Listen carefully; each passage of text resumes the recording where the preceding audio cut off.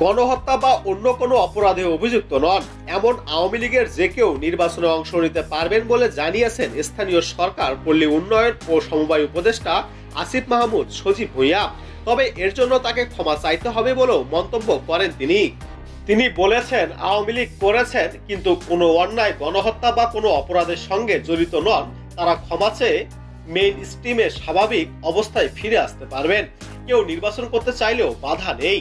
রাজধানীর ওসমানী স্মৃতি মিলনায়তনের ডিসি সম্মেলনের তৃতীয় ও শেষ দিনের ষষ্ঠ অধিবেশন শেষে সাংবাদিকদের প্রশ্ন জবাবে এসব কথা বলেন তিনি। তবে গণহত্যায় অভিযুক্ত থাকলে তার কোনোভাবেই নির্বাচনে অংশগ্রহণ করার সুযোগ থাকবে না বলে উপদেষ্টা আসিফ মাহমুদ সজীব ভূঁইয়া জানিয়েছেন। জাতীয় নির্বাচনের আগে স্থানীয় সরকার নির্বাচন হবে কিনা এমন প্রশ্নের জবাবে তিনি বলেন, এই বিষয়ে চূড়ান্ত সিদ্ধান্ত হয়নি, তবে খুব দ্রুতই এই বিষয়ে সিদ্ধান্ত আসবে।